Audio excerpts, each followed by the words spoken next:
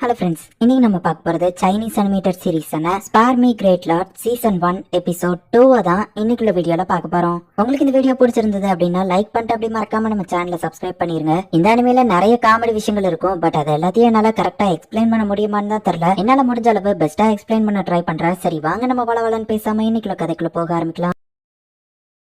Building பத்திட்டே இருக்கு. நம்ம hero அதை பார்க்க மாடிக்கு போனா மெஜிஷியனை ஷூட் பண்ணவங்க ரோட் டாப்ல தாண்டி போயிட்டு இருக்காங்க. நம்ம ஹீரோ சவுண்ட் கேட்டு அதை தேடி வரவும் இது அந்த மெஜிஷியனை மைக்கோசி வச்சு ஷூட் பண்ணவங்களாச்சு அப்படின்னு சொல்லி நம்ம ஹீரோ யோசிக்கிறான். நம்ம ஊர்ல வத்தல் காய வைக்கிற மாதிரி அவங்க ரோட் டாப்ல எதையோ காய வச்சிருக்காங்க. அதை நம்ம ஹீரோ எடுத்து டக்குன்னு வருதுன்னா, யாருங்க தம்பி இந்த நேரத்துல இந்த இடத்துல என்ன பண்ணிட்டு இருக்கா அப்படின்னு அவங்க கேட்கவும், காய வச்சதை எடுக்க வந்தேன்னு சொன்னா நம்புவீங்களா அப்படின்னு நம்ம ஹீரோ கேட்கறான். திரும்பவும் நீ இந்த இடத்துல என்ன பண்ற அப்படின்னு நம்ம கேட்கவும், இது என்னோட வீடு தாங்க அப்படின்னு சொல்லி நம்ம ஹீரோ சொல்றான். சரி ஒழுங்கா வீட்டுல போய் உட்காரு தம்பி அப்படின்னு சொல்லிட்டு அவங்க அங்க இருந்து கிளம்பிடுறாங்க. நல்ல ஆமா நான் அவங்கள சென்ஸ் பண்ணனேன், அதே மாதிரி அவங்க என்ன சென்ஸ் பண்ணலையா அப்படின்னு நம்ம ஹீரோ யோசிக்கிறான். யார்கிட்ட பேசிட்டு இருந்தா அப்படின்னு நம்ம தங்கச்சி வந்து கேட்கவும், ஒன்னும் இல்ல நம்ம ஹீரோ பேசிருக்கும் போது மேல இருந்து எவனா கீழே விழுறான், நீ உள்ளே யாரு நான் போய் பாத்துட்டு வரேன் அப்படின்னு நம்ம ஹீரோ பார்க்குவோம். அவளோட நெகட்டிவ் பாயிண்ட்ஸ் நம்ம ஹீரோ கிடைக்குது. வெளியே வரதை நம்ம ஹீரோ சென்ஸ் பண்றான். நீ சொல்லி நான் ஏன்டா கேட்கணும், நீ மட்டும் வெளியே வர அப்படின்னு சொல்றா. சரி வா அப்படின்னு நம்ம ஹீரோ கூப்பிடுறான். இது அந்த மெஜிஷியன் ஆச்சு அப்படின்னு அவங்க பாக்குறாங்க. இவன் தான் அவனோட ஃபயர் பவரை யூஸ் பண்ணி சிட்டி சென்டர் பார்த்தா வச்சிருக்கான், அவங்ககிட்ட இருந்து தப்பிச்சிட்டான் போல அப்படின்னு நம்ம ஹீரோ நினைக்கிறான். இவனை என்ன பண்ணலாம் நம்ம தங்கச்சி கேட்கவும், ஆம்புலன்ஸ்க்கு கால் பண்ணா போலீஸ் பாத்துக்கிடுவாங்க நம்ம ஹீரோ சொல்லவும், அவனோட நெகட்டிவ் பாயிண்ட்ஸ் நம்ம ஹீரோ கிடைக்குது.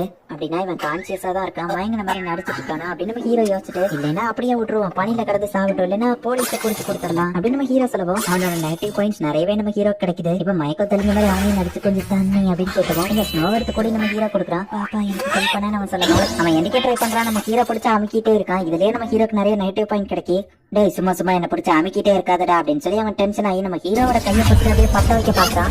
நம்ம ஹீரோக்கு எதுவும் ஆகல. திரும்ப திரும்ப அவன் நம்ம ஹீரோவை எரிக்க ட்ரை பண்றான்.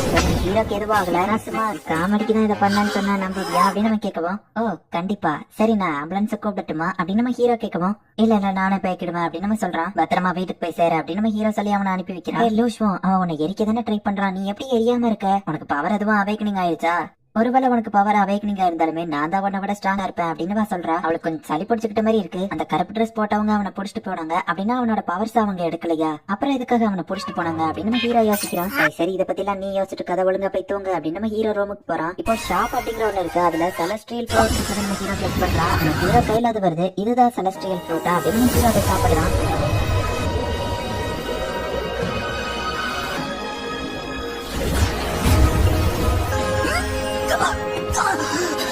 இப்ப நம்ம ஹீரோவோட ஸ்ட்ரென்த் ரொம்பவே அதிகமாயிது. அவன் கட்லியா அசால்ட்டா ஒத்த கையில தூக்குறான். அந்த சிட்டி சென்டர்ல நடந்த ஆக்சிடென்ட்ல 4 பேர் இறந்து போயிட்டாங்க, ஒருத்தனுக்கு அடிபட்டிருக்கு அப்படின்னு சொல்லி நியூஸ்ல வருது. உன் கிளாஸ் ரீயூனியன் மிஸ் பண்ணியா அப்படின்னு கேட்கவும், போறதுக்கு என்கிட்ட காசு இல்ல நம்ம ஹீரோ சொல்றான். எப்பவும் நீ இதையத்தான் சொல்ற அப்படின்னு கலாய்க்கவும், அதுல சாப்பாடுக்கு மட்டுமே எவ்வளவு செலவாக தெரியுமா, அந்த காசு சேர்த்து வச்சா அட்லீஸ்ட் உனக்கு ஸ்கூல் ஃபீஸ் ஆச்சு கேட்டலாம் அப்படின்னு நம்ம ஹீரோ சொல்லுவோம்.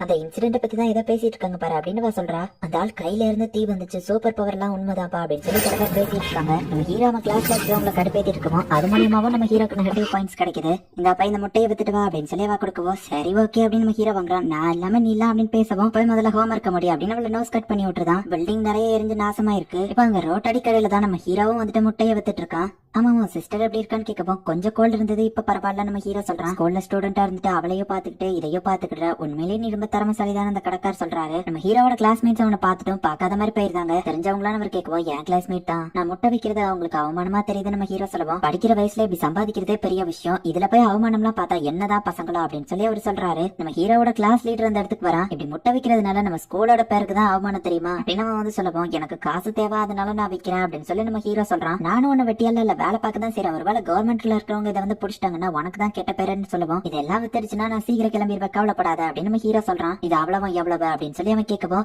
எல்லாரும் கேளுங்க என் ஃப்ரெண்ட் இதை வாங்கிட்டா உங்க யாருக்கும் முட்டை கிடையாது அப்படின்னு சொல்லுவோம். எல்லாரும் கிளம்பிட்டாங்க. நான் வாங்குறேன்னு சொல்லவே இல்லையடா அப்படின்னு கிளாஸ் லீடர் கேட்கவும், நீ தானே அவ்வளவு எவ்வளவுன்னு கேட்ட, வாங்கிக்கோ எல்லாரும் போயிட்டாங்க அப்படின்னு நம்ம ஹீரோ சொல்றான். சரி என்கிட்ட கேஷ் இல்ல, இந்த கோல்டு கார்டு தான் இருக்கு அப்படின்னு சொல்லி அவன் கொடுக்குறான். ஸ்வைப்பிங் மிஷின் இருந்தா கொண்டா அப்படின்னு அவன் கேட்கறான். இந்த அவனுக்கு பதில் நான் இந்த காசு கொடுக்குறேன் அப்படின்னு சொல்லி ஒரு பொண்ணு வந்து கொடுத்துட்டு போறா. என்னோட பேரு ஸ்வாக்வன்ஸ்வா, இவளை நம்ம குவென்னு கூப்பிடலாம். குவென் ரொம்பவே பார்க்க அழகா இருக்கா. இவ கிட்ட மேஜிக் பவர் இருக்கு நம்ம ஹீரோ சென்ஸ் பண்றான். காசை கொடுத்துட்டு அவ பாட்டு போயிருந்தா. முட்டையை எடுத்துட்டு போய் நம்ம ஹீரோ சொல்லுவான், அதை நீயே வச்சுக்கோ அப்படின்னு சொல்லிட்டு அவன் கிளம்பியிருந்தான். நிறைய பேர் சூப்பர் பவர்ஸ் அவேக்கனிங் பண்ணிட்டு இருக்காங்க அப்படிங்கிறது நிறைய பேருக்கு பரவ ஆரம்பிக்குது. அப்போ கிளாஸ் எஃப் லெவல்ல இருந்து கிளாஸ் ஏ லெவல் வரைக்கும் என்னென்ன ஸ்ட்ரென்த் அப்படிங்கறது வந்து அவங்க எக்ஸ்பிளைன் பண்றாங்க. கிளாஸ் ஏ லெவல் தான் இருக்கிறதுலே ஹையஸ்ட், நான் எஃப் லெவல் தான் நினைக்கிறேன் அப்படின்னு சொல்லி நம்ம ஹீரோ நினைக்கிறான். அப்ப நம்ம ஹீரோக்கு போர் அடிக்குங்கிறதுனால யாரோ ஒருத்தங்க அவேக்கனிங் பண்ணிட்டாங்க அப்படின்னு நம்ம ஹீரோ சொல்லவும், எங்க எங்க அப்படின்னு அவங்க கேக்குறாங்க. வெப்சைட்ல அப்படின்னு நம்ம ஹீரோ சொல்லவும், இப்ப அவங்க நெகட்டிவ் பாயிண்ட்ஸ் நம்ம ஹீரோ ஆரம்பிக்குது. அவேக்னிங் பண்ணிட்டாங்கன்னு ஒருத்தன் வந்து சொல்லவும், வெப்சைட்ல தானே, அது எனக்கு ஆல்ரெடி தெரியும் அப்படின்னு அந்த பொண்ணு சொல்லவும், எந்த வெப்சைட் அப்படின்னு அவன் கேட்டுட்டு, நான் சொன்னது நம்ம ஸ்கூல்ல லேக்கே அவேக்னிங் பண்ணிருக்கான், அவன் டீச்சர் கூட சண்டை போட்டுட்டு இருக்கான் அப்படின்னு சொல்லி அந்த பையன் சொல்லிட்டு போறான். நம்ம ஹீரோ டக்குன்னு வந்து பாக்குறான். அவேக்னிங் ஆன ஒருத்தங்க இருக்கிறது நம்ம ஹீரோ சென்ஸ் பண்றான். என்ன நடக்குது அப்படின்னு நம்ம ஹீரோ கேட்கவும், ஏதோ பிளட் டெஸ்ட் நடக்குதுன்னு சொன்னாங்க. லேக்கேவுக்கு அவேக்னிங் ஆயிருக்குன்னு தெரிஞ்சோடனே அவன் டீச்சரை போட்டு அடிக்க ஆரம்பிச்சிட்டான். நாளைக்கு இது நியூஸ்ல வரப்போது நம்ம திரும்பி பார்த்தா நம்ம ஹீரோவை காணோம்.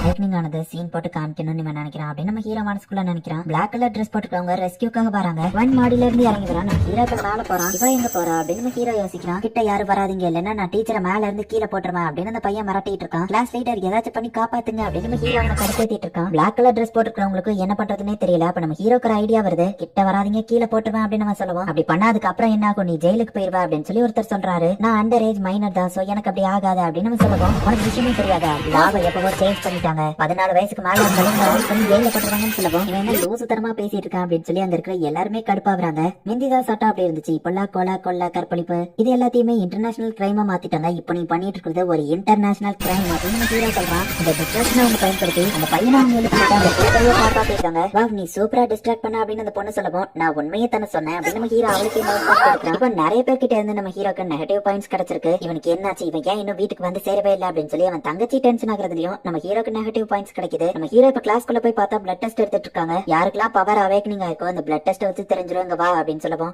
எனக்கு பாத்ரூம் வருது, நான் இதோ போயிட்டு வந்துருந்தேன் அப்படின்னு சொல்லி நம்ம ஹீரோ எஸ்கேப் ஆக பாக்குறான். பட் பின்னாடி மலை மாதிரி ஒருத்தன் நின்னுட்டு இருக்கான். 5 செகண்ட் தான் ஆகும் தம்பி, ஃபர்ஸ்ட் இவனுக்கு எடுத்து முடிங்க, இவன் பாத்ரூம் போகணுமா அப்படின்னு சொல்லி ஃபர்ஸ்டா நம்ம ஹீரோக்கு எடுத்துட்டாங்க. நம்ம ஹீரோட தங்கச்சி அவனுக்காக வெயிட் பண்ணி டென்ஷன் ஆயிட்டு இருக்கா. பக்கத்து ஆன்டி வீட்ல இருந்த ஒருத்தன் வெளியே வரான். இவனை தான் நம்ம ஹீரோ வந்துட்டு அந்த மேஜிக் ஷோக்கு வெளியே பாத்திருப்பான். நீங்க கொடுத்த அந்த மெடிசன் எல்லாமே ரொம்பவும் பெர்ஃபெக்ட்டா இருக்கு, ஏதாச்சும் ஹெல்ப் தேவைன்னா சொல்லுங்க, கண்டிப்பா நான் வந்து பண்றேன் அப்படின்னு நம்ம சொல்லுவோம். பரவாயில்ல இருக்கட்டும் அப்படின்னு சொல்லி அவங்க அனுப்புறாங்க. நம்ம ஹீரோக்கு அவன் யாருன்னு தெரியுது, பட் அவனுக்கு நம்ம ஹீரோ யாருன்னு தெரியல. ஹாய் அவனை பார்த்ததுல சந்தோஷம், ரொம்ப சந்தோஷப்படுறியா அப்படின்னு நம்ம ஹீரோ அவனை கலாச்சிட்டு போறான். வீட்டுக்கு வரீங்க இவ்வளவு நேரம் அப்படின்னு சிஸ்டர் கேக்குறா. உனக்கு காய்ச்சல் அடிக்குதே அப்படின்னு சொல்லி நம்ம ஹீரோ பாக்குறான். அன்னைக்கு அந்த ஃபயர் யூஸ் பண்றவங்க கூட வெளியே நின்னுட்டு இருந்தோம்ல, அதான் காய்ச்சல் வந்துருச்சு அப்படின்னு சொல்றா. சரி நான் போய் மெடிசன் வாங்கிட்டு வரேன். நம்ம ஹீரோ போறான். அந்த ஆப்பிள் ஃப்ரூட் வந்து எல்லாத்தையும் சரிப்படுத்திடுமே அப்படின்னு சொல்லிட்டு இந்த லாட்டரியில திரும்பி போட்டு பாக்குறான். கடைசியில ஒரு வழியா நம்ம ஹீரோக்கு அந்த ஃப்ரூட் கிடைக்குது.